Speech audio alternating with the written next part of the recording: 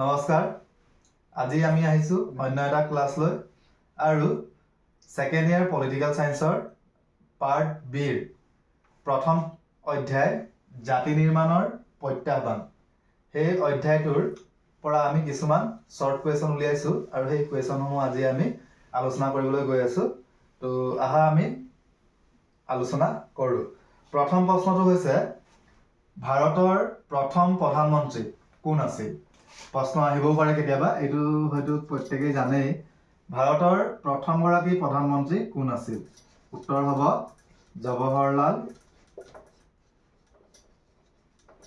Nehru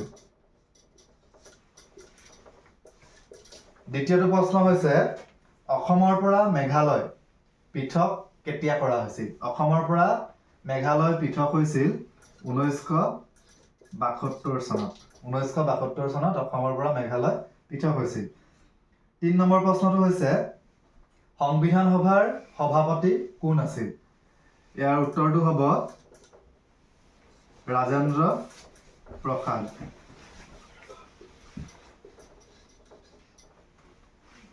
4 number প্ৰশ্নটো হৈছে ৰাজ্য পুনৰ্গঠন আইন কেতিয়া গ্ৰহণ কৰা হৈছিল ৰাজ্য পুনৰ্গঠন আইন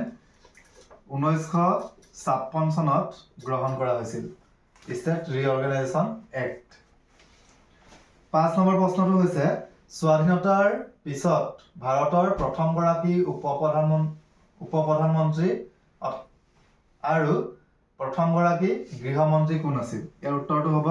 চৰ্দাৰ বল্লভভাই পেটেল চৰ্দাৰ বল্লভভাই পেটেল স্বাধীন ভাৰতৰ প্ৰথমগৰাকী গৃহমন্ত্ৰী 6 নম্বৰ প্ৰশ্নটো হৈছে জম্মু আৰু কাশ্মীৰৰ ৰজা কোন আছিল অৰ্থাৎ আমি ক'ব লাগিব যে মানে দেশ বিভাজনৰ সময়ত বা স্বাধীনতাৰ সময়ছোৱাত জম্মু আৰু কাশ্মীৰৰ ৰজা কোন আছিল জম্মু আৰু কাশ্মীৰৰ ৰজা আছিল সেই সময়ত হৰি সিং 7 নম্বৰ প্ৰশ্নটো হৈছে কেবিনেট মিছন আঁচনি অনুসৰি গঠন কৰা অন্তৰ্বৰ্তীকালীন চৰকাৰৰ মুৰব্বী কোন আছিল ইয়াৰ উত্তৰটো হ'ব জৱাহৰলাল নেহেৰু 8 নম্বৰ প্ৰশ্নটো হৈছে ব্ৰিটিছ চৰকাৰে কেবিনেট মিছন কেতিয়া গঠন কৰিছিল 1946 চনত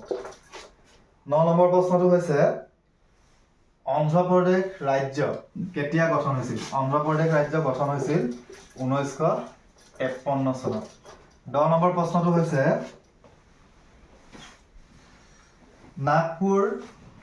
নাগপুৰত কংগ্ৰেছৰ সন্মিলন কেতিয়া অনুষ্ঠিত হৈছিল নাগপুৰত 1920 চনত কংগ্ৰেছৰ অধিৱেশন অনুষ্ঠিত হৈছিল তো ঠিক আছে আজি আমি এই 10টা প্ৰশ্ন আলোচনা কৰিছো আৰু ইয়াৰ পিছৰ ক্লাছত এই অধ্যায়ৰ জাতি নিৰ্মাণৰ প্ৰত্যাহ্বানসমূহ এই অধ্যায়টোৰ আমি আৰু কিছুমান শৰ্ট কুৱেশ্যন আলোচনা কৰিম থ্যাংক ইউ